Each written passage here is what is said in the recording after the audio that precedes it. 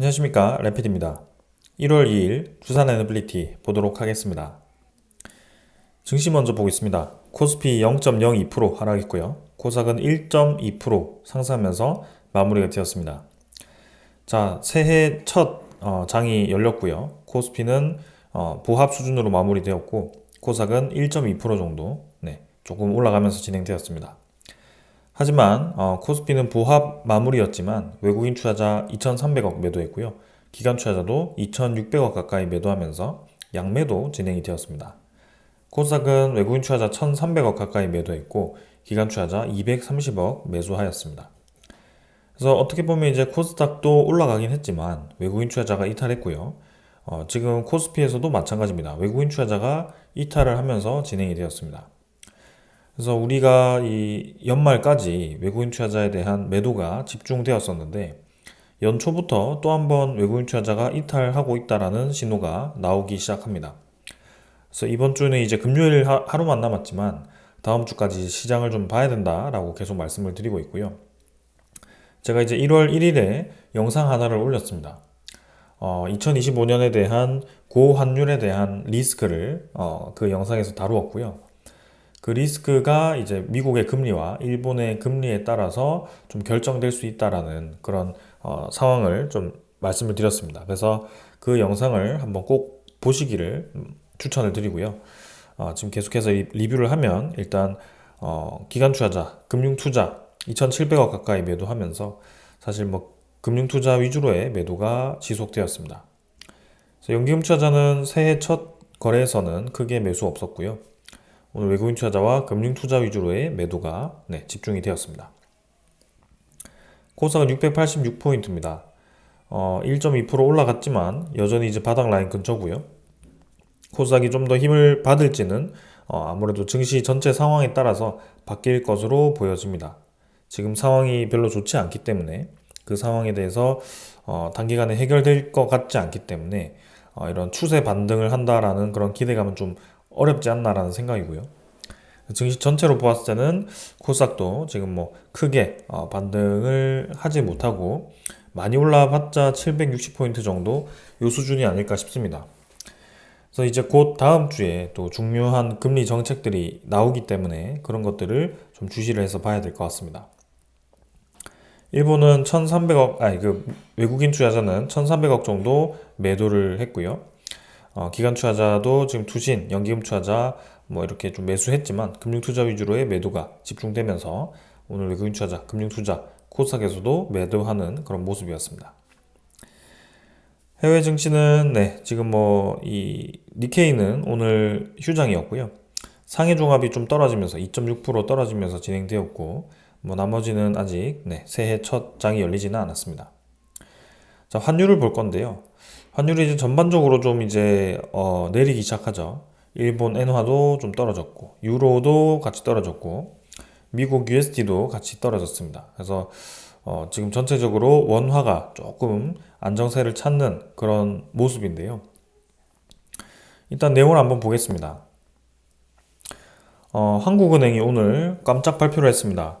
국민연금이 환해지 물량을 시장에 내놓을 거다. 그래서 환율의 안정을 기여할 거다라는 얘기를 했습니다.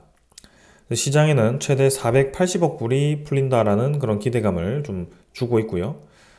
이 환율에 대한 하락이 좀 시작되는 그런 모습입니다.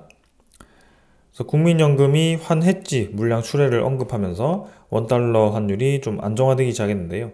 아무래도 이 첫 해는 그죠? 첫 거래일이기 때문에 2025년은 좀 환율을 안정화시키겠다라는 그런 의지가 좀 담긴 그런 모습이었습니다. 그러나 이 국내 정치 불확실성이 아직도 이어지고 있고 도널드 트럼프 2기에 대한 행정부 출범 등 원화 약세에 대한 압력이 높기 때문에 이 정도 환해지 물량 가지고는 부족하다라는 그런 움직임도 예상도 좀 있고요. 아까 좀 이제 떨어져서 1467원이지만 사실 여전히 높다라고 생각을 할 수 있습니다. 그래서 이 환해지라고 한다는 것 자체가 결국에는 국민연금이 보유한 해외 투자 자산의 10%를 환해지하는 전략이다라고 하는데요. 지금 이제 국민연금이 환해지 비율을 높이면 시장에 달러가 공급이 된다. 환해지라는 것 자체가 환율이 이제 내릴 것이라고 예상을 하고 그 미래에 대한 내리는 환율에 대해서 조금 이제 적용을 해서 지금 환율보다 좀 낮게 매도를 하는 격인데요. 결국에는 이제 환율이 더 떨어졌을 때는 이제 이 국민연금 입장에서는 손해를 환차손을 좀 덜 보는 그런 이 거래를 하게 되는 거죠. 그래서 어떻게 보면 이제 환율이 내려야지만 국민연금으로서는 지금 이제 손실이 발생하지 않는, 그러니까 수익을 온전히 유지할 수 있는 그런 상황일 텐데요. 만약에라도 이 조치가 먹지 않고 계속 이제 환율이 올라갔을 경우에도 조금 이제 계속 우리나라에 대한 신뢰도가 떨어질 수 있는 그런 조치일 수도 있다라는 생각이 좀 듭니다. 지금 이 외국인 투자자가 우리나라를 봤을 때는 우리나라가 보유한 이 외환 보유가 조금 이제 뭐 부족하다, 아직 충분하다, 이런 이제 양 의견들이 좀 있는데요. 전체적으로 봤을 때는 감소하는 속도가 분명히 있긴 했습니다. 네, 그래서 수백억 달러가 지금 2022년부터 쭉 이제 빠져왔기 때문에 이번에 이제 급등했던 이 환율을 방어하기 위해서 많이 사용한 게 아닌가라는 이제 생각을 하거든요. 그래서 1월 4일에 발표되는 외환 보유액을 또 살펴봐야 되는 상황입니다. 근데 그게 이제 부족한 건가? 이제 국민연금까지 투입시켜서 이렇게 환율을 방어하게 만들고 있거든요. 근데 국민연금이 외국에 있는 자산들을 매각을 시키고 이제 차익 실현을 하고 우리나라의 환율 방어하는데 이제 들어오게 됩니다. 그래서 이게 만약에라도 환율 방어가 되지 않고 장기적으로 환율이 다시 높아지는 방향으로 진행되었을 때는 우리나라에 대한 이 여유가 없다라고 이제 외국인 투자자가 인식을 할 수 있을 것 같고요.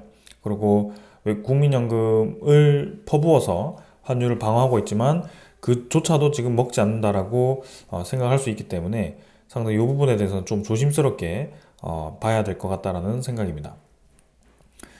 그래서 사실 1470원대에서 환율이 좀 떨어지긴 했습니다만 사실 이제 이 12월 31일 종가 기준으로 해서는 그렇게 많이 떨어지지도 않았습니다. 네, 이게 뭐 쭉쭉 밀리는 것 같으면서도 금방금방 이렇게 올리는 구간이 만들어지거든요.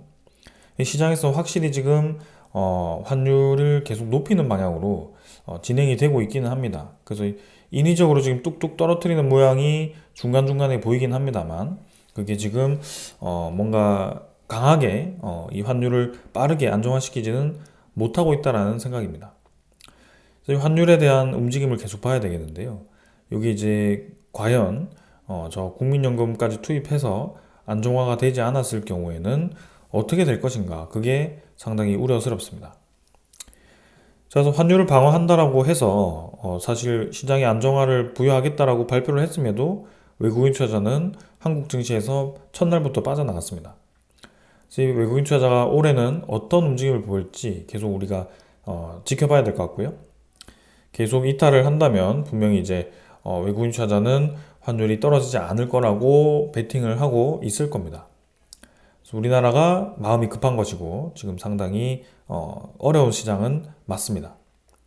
인위적으로 환율을 떨어뜨리긴 했습니다만 사실상 지금 이제 이 달러에 대한 그런 달러 지표를 보시면 108 그대로 지금 진행 중이고 있습니다. 그죠? 떨어지지 않았습니다. 오히려 달러 지표는 더 올라가고 있습니다.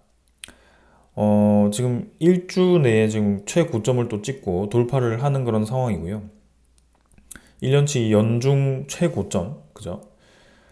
이렇게 되었을 경우에는 저렇게 이 국민연금을 투입해도 달러에 대한 강세를 막지 못할 가능성이 분명히 있습니다. 그래서 엄한 이제 국민연금만 해외 자산을 매각하고 이제 우리나라의 원화로 바꾸어서 같이 손해를 보는 그런 상황이 만들어지진 않을까라는 좀 우려감도 좀 있고요. 국민연금이 사실 그렇게 여유롭지 않거든요. 이제 시간이 지나면 지날수록 불리한 게 국민연금입니다. 왜냐하면 우리나라는 인구가 계속 줄고 있기 때문이죠. 자, 근데 그뿐만이 아닙니다. 이렇게 이제 진행되는 게 사실 뭐 국민연금만 달러를 시장 푼다고 되는 게 아니거든요.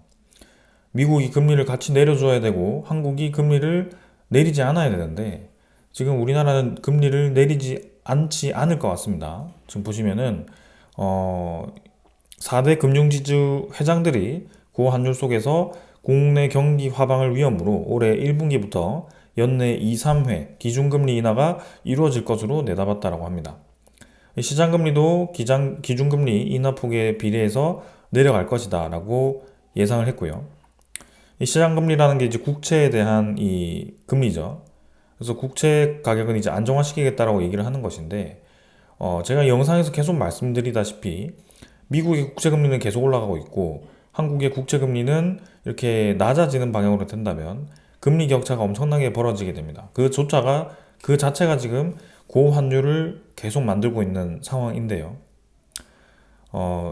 어떤 투자자가 이제 새로 투자를 하려고 할 때도 안정적인 미국에 당연히 국가 신용도만 보더라도 미국에 투자를 하는 게 맞지만 채권에 대한 가격도 이미 미국이 엄청나게 떨어져 있는 상황. 이자율도 미국은 4.6%, 우리나라는 저렇게 계속 내리면 2%대로 진입해서 1점 후반대까지 내릴 수도 있고, 그렇게 됐을 때 어디에 투자를 할 것인가 라는 것입니다. 그럼 계속 미국으로 돈이 쏠리게 될 수밖에 없고요. 우리나라는 금리를 내림에도 불구하고 오히려 이 돈이 빠져나가는 그런 효과가 나타날 수 있다. 그럼에도 불구하고 이렇게 은행 금융위원장들은 이렇게 금리를 떨어뜨릴 거라고 예상을 하고 있습니다. 그래서 2.5%까지 두 번 내리고 0.25%씩 세 번, 그 다음에 3번, 여기도 2.5%까지 두 번. 그래서 교역 위축 시 2%까지 가능. 그러니까 트럼프에 대한 그런 관세 경계도 좀 하면서 진행하고 있다. 이렇게 금리를 많이 내리겠다라고 예고를 하고 있고, 미국은 금리를 내리지 않겠다라고 예고를 하고 있는데 환율이 당연히 올라갈 수밖에 없는 상황입니다. 지금도 잠깐 사이에 1468원 돌파를 했고요. 계속 환율이 지금 안정화되지 않고 높아지는 방향으로 갈 수밖에 없는 이유가 한국과 미국의 금리 이 정책 때문입니다. 그래서 지금 뭐 전국이 안정화된다고 한들 사실 그 다음 정권이 당연히 금리를 떨어뜨릴 것으로 예상되기 때문에 이 환율은 안정화되는 방향으로 가기가 사실 쉽지는 않다라는 점입니다. 그래서 지금 돈을 부어서 이렇게 환율을 잠깐 안정화시킨들 과연 이게 근본적인 해결이 될까? 그게 의문이고요. 그래서 지금 불이 났지만 불을 끄기 위해서 근본적으로 해결을 하는 게 아니라 잠깐 이제 깨작깨작 물만 조금씩 뿌리면서 바가지로 물 뿌리면서 불을 끌려고 한들 그 불이 이제 꺼지겠냐고요. 오히려 물이 다 마르고 나면 더 활활 타오를 수 있는 그런 상황이 생기고, 잘못해서 이제 물을 부음으로 해서 불이 더 커질 수 있는 그런 상황이 되고 있기 때문에 지금은 결코 좋은 상황이 아니다라고 좀 생각이 됩니다. 그런 와중에 지금 원자재 가격을 보시면 이제 우크라이나가 계속 이제 러시아와 전쟁을 끝내지 못하고 있는 상황. 그래서 천연가스 가격이 튀고 있죠. 3.6달러. 며칠 전보다 조금 안정화되었지만 여전히 높습니다. 이제 국제 유가까지 72달러까지 국제 유가까지 올라가기 시작합니다. 유가가 올라가게 되면 우리나라는 상당히 타격이 큽니다. 지금 우리나라 수입 품목 1위가 국제 유가거든요. 기름. 근데 이렇게 기름 가격까지 올라가고 환율까지 높아진 상황이라면 우리나라는 완전히 그냥 기름을 엄청나게 비싸게 살 수밖에 없습니다. 그래서 정말 힘든 상황이 이어지고 있고, 지금 이제 금리를 내린다고 그 금리 효과가 일반 이 사람들이 시장에서 느끼는 그런 여유로움으로 바뀔 가능성이 없다라는 것이 가장 큰 문제인 것 같습니다. 그래서 이런 상황이 어떻게 해결될지 일단 계속 봐야 될 것 같고요. 오히려 저는 금리를 올리면서 진행해야 되는 게 아닌가. 뭔가 이 시장의 이 어려움은 풀어주면서도 금리를 지금 내릴 게 아니라 오히려 이제 올리면서 그것을 좀 해결해야 되는 게 아닌가라는 생각도 좀 듭니다. 뭐 전문가들이니까 지금 그렇게 진행을 하는 것 같고요. 어쩔 수 없이 우리는 그 상황에 적응을 해야 됩니다. 우리가 지금 따라갈 수는 없는 상황이고, 그래서 인플레이션도 있고 트럼프도 있고 우리나라와 미국 금리 정책 차이도 있고, 그리고 옆에 있는 일본이라는 금리 정책도 우리가 신경을 써야 된다. 그래서 그 여러 가지가 지금 1월 달에 상당히 많이 집중되어 있는데, 이벤트가 지금 1월 달은 섣불리 진입하기보다는 지금 관망을 좀 하시기를 저는 추천을 드리고요. 조금 더 지켜보도록 하겠습니다. 오늘 이 정도로 시장 보았고 종목으로 넘어가도록 하겠습니다. 두산에너빌리티 보겠습니다. 510원 상승해서 2.9% 상승했고요. 18,060원으로 마무리가 되었습니다. 자, 오늘 코스피는 크게 상승 없었는데요. 두산에너빌리티는 증시 대비해서 상당히 좀 강한 모습을 보였습니다. 시간의 거래도 조금 더 올라서 18,140원으로 좀 더 힘이 실렸고요. 사실 이제 관련 테마들은 움직임이 없었거든요. 근데 두산에너빌리티가 좀 단독으로 움직이는 모습이었습니다. 사실 뭐 두산에너빌리티만의 그런 호재였다라기보다는 아무래도 계열사 중에 두산 로보틱스가 이 삼성전자가 로봇 쪽에 투자를 한다라는 그런 소식과 함께 거의 상한가를 쳤거든요. 그래서 그러한 영향으로 좀 그룹사들이 같이 좀 올라가는 그런 효과들이 있었지 않나라는 생각이 좀 있고요. 원자력에 대한 이 이슈였다면 사실 두산에너빌리티만 올라갈 게 아니라 좀 같이 골고루 좀 올라가는 그런 느낌이 있어야 되는데 오늘은 그런 움직임은 아니었습니다. 그리고 사실 이 거래량도 보시면 290만 주로 사실 크게 거래량이 없었습니다. 제가 강조드리는 것은 거래량 없이 올라가는 것은 거래량 없이 떨어진다는 거죠. 그래서 금방금방 이렇게 올라갔다 떨어졌다 반복을 하는 이 움직임이기 때문에 결국에는 두산에너빌리티만의 그런 좋은 소식이 들려와야 되고 그 좋은 소식이 거래량을 힘을 좀 붙이면서 위로 뚫고 나가야 된다. 그래서 그게 이 이전에 있었던 그죠? 여기 6월에 5월 달에 있었던 그런 이 움직임들이었고요. 그 이후에도 한번 떨어지긴 했지만 다시 한번 힘을 받아서 좀 올라가는 그런 좋은 분위기였습니다. 개인적으로 12월이 많이 아쉽죠. 잘 올라가다가 이제 사실 연말에 저는 더 올라갈 거라고 많이 기대를 했었는데 그 시장에 대한 불확실성 그리고 원화에 대한 약세가 강화되면서 좀 시장이 많이 꼬여버린 상황입니다.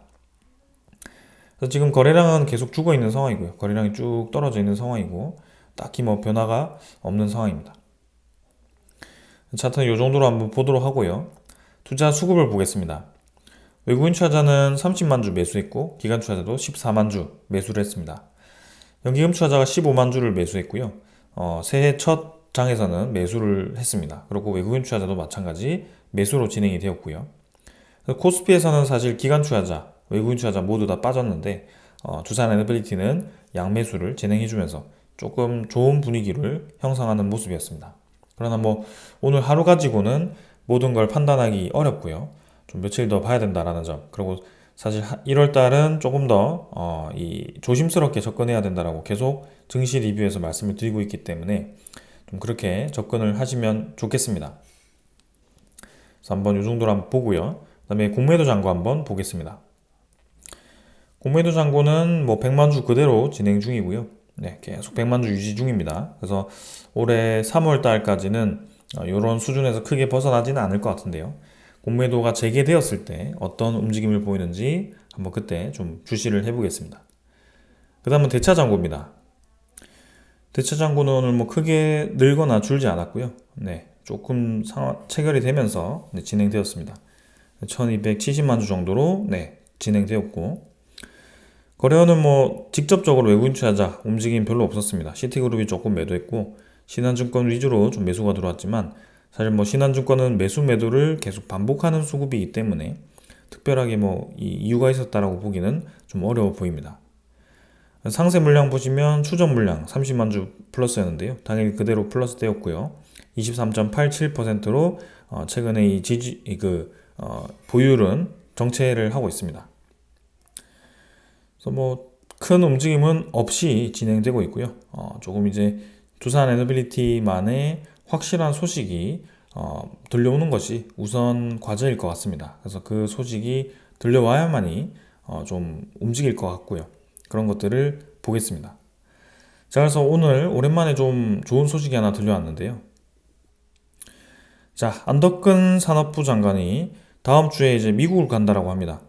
트럼피즘을 대응하기 위함이다라고 얘기를 했는데 거기서 나온 얘기는 자, 미 인사 대상 분위기 파악을 나섰고 원전 수출 협력에 최종 서명을 할 것이다 라는 소식이 들려왔습니다.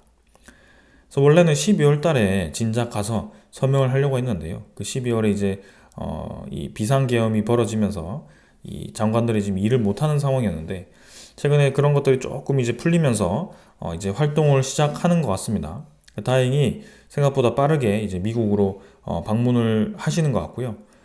이제 트럼프 행정부가 1월 20일에 출범하는데 일단 그 전에 방문한다라는 점. 그래서 트럼프와는 관련은 없어 보이지만 그 전에 이제 원래 연말에 추진하던 이제 이 원전 협력 관련된 MOU를 본계약 가서명을 했었는데 이제 본 서명을 할 것으로 예상이 됩니다.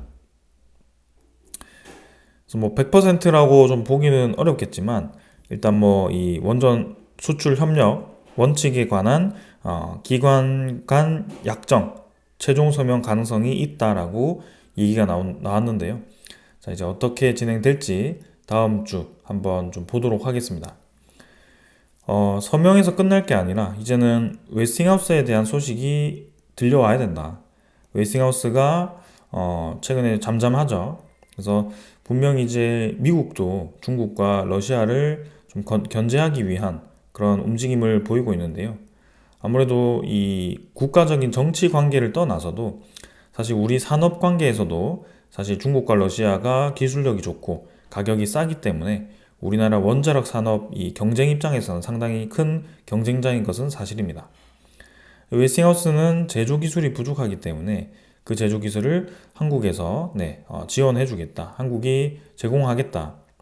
진작 이제 22년인가요? 그때 웨스팅하우스 사장단이 와서 한국에 방문을 했을 때 약간 이제 하청업체 협력식으로 좀 계약을 체결하려고 해서 한국이 좀 거절을 했더니 이제 지금까지 왔는데요. 그게 이제는 좀 잘 풀렸으면 하는 바람입니다. 웨스팅하우스에 대한 소식이 들려와야 된다. 이 서명만으로는 사실 큰 효력이 없다. 결국에는 MOU에서 끝날 것이기 때문에 그리고 바이든 정부에서의 그런 인사와 또 협력한 것이기 때문에 새로운 이제 트럼프 인사와 또 이 협력이 필요하다. 그래서 트럼프와 이 웨스팅하우스에 대한 합의가 같이 나오게 되었을 경우에는 두산 에너빌리티가 지금 뭐 이렇게 깨작깨작 뭐 2% 3% 올라갈 게 아니라 한 하루에 10%씩 올라갈 수 있는 그런 기회가 만들어질 겁니다. 그래서 지금은 증시는 좋지 않지만 분명히 개별 종목들은 충분히 올라갈 수 있는 그런 움직임이 보였거든요. 그래서 두산 에너빌리티가 좀 힘차게 올라가기 위해서는 미국과의 수출 합의가 분명히 이루어져야 되고 거기에 웨스팅하우스 지재권 합의 그리고 트럼프 대통령이 한국의 이 조선뿐만이 아니라 원전 기술도 지금 제조 기술도 협력하겠다라는 얘기를 좀 해주면 좋을 것 같습니다. 자, 그리고 그 나머지 하나가 더 있죠. 아직 불씨는 꺼지지 않았습니다. 미국의 AI 데이터 센터 투자가 지속되고 있다. 그래서 NH투자증권에서는 HD 일렉트릭, LS 일렉트릭 등 이제 변압기 관련, 그 다음에 전선주 관련 이 종목들을 픽을 했는데요. 그 나머지에서도 이제 산일전기, 대한전선, 그리고 두산에너빌리티, 가온전선 이런 기업들도 유망 기업으로 뽑혔습니다. 결국에는 데이터 센터 확대가 되었을 때 발전원에서 전력기기, 전력 케이블 분야 투자가 지속된다. 그래서 국내 초고압 변압기와 전력 공급 관련 기업들이 전방위적 이제 수혜가 기대된다라고 얘기를 하는 것입니다. 제가 이제 두산 에너빌리티 이 리뷰 관점에서 두산 에너빌리티를 중점적으로 좀 설명을 드리고 있지만 사실 지금 상황에서 보았을 때는 이 변압기 관련 시장, 그 다음에 전선 관련 시장도 상당히 저는 좋아 보입니다. 그래서 어떤 종목을 픽을 말씀드리는 것은 아니지만 원전 에너지는 사실 국내적인 정치 리스크도 좀 있고 그 다음에 이 진행하는 데 있어서 좀 이 웨스팅하우스의 지재권 합의도 좀 필요한 상황이 있는데 그에 반면에서 이 초고압 변압기라든지 전선 관련 종목들은 그런 정치적인 리스크에서 좀 자유롭다라는 점 그리고 시장이 국내도 그렇고 해외도 그렇고 확대되는 것은 공통 분모이다라는 점입니다.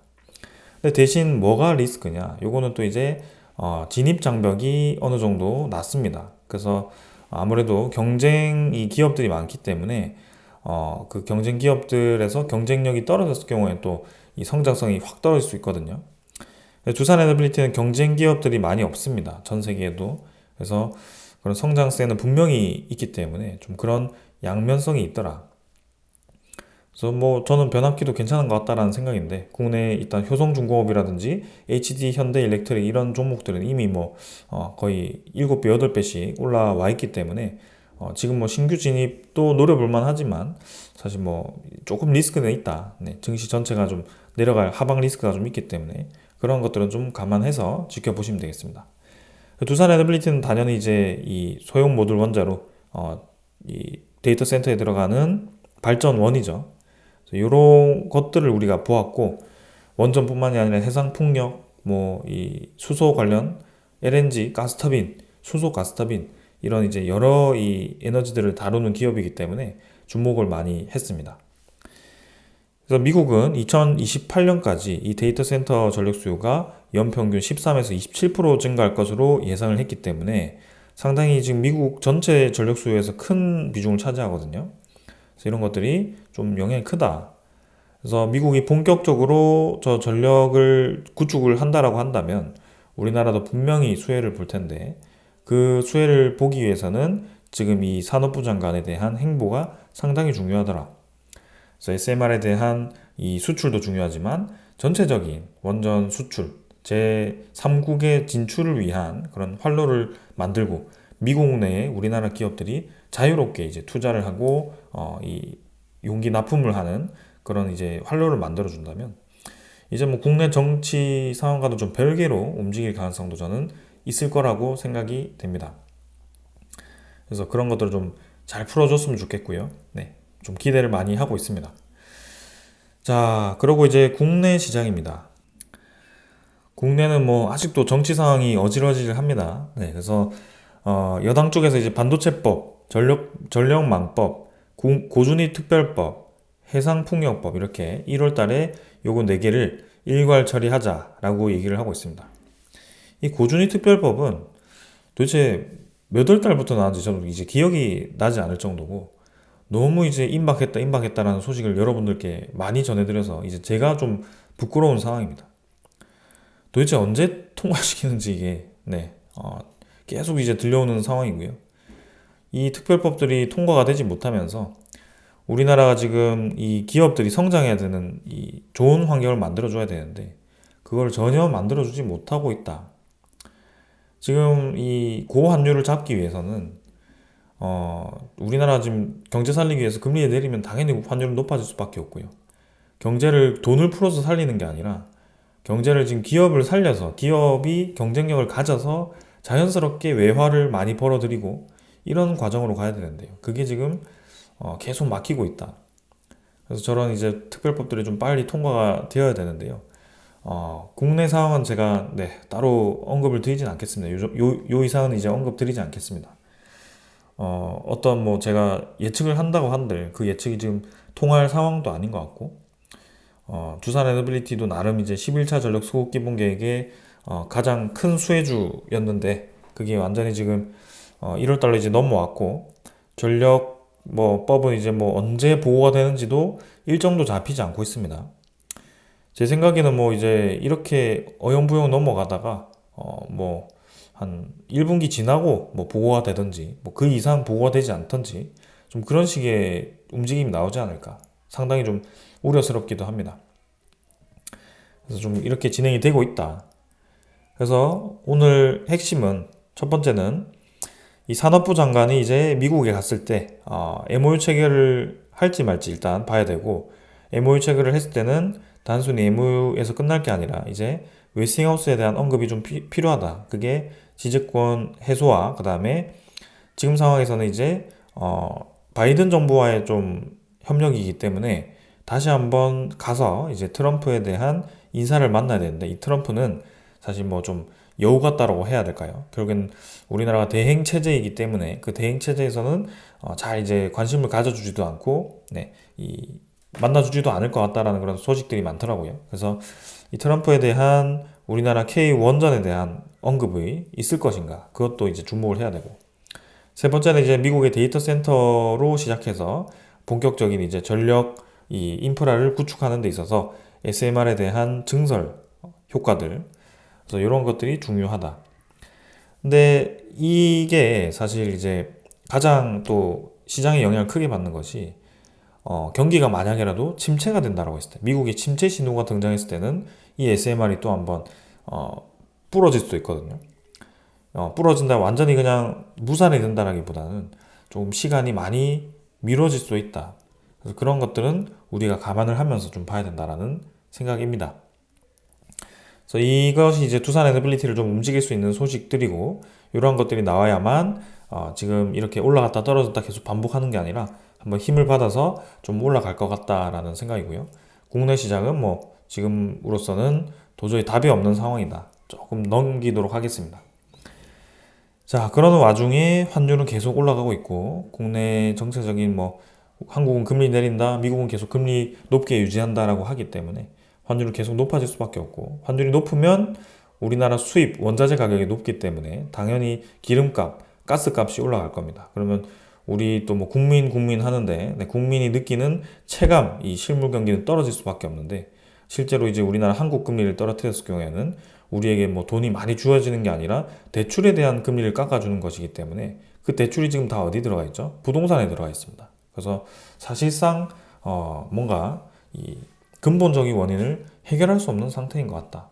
그래서 그런 것들을 계속 여러분들께 알려드리는 거고요. 코스피에 대한 전망이 사실 밝지는 않은 것 같습니다. 그 중에 두산 에너빌리티가 빨리 힘을 내서 좀 치고 나가주면 저는 좋을 것 같습니다.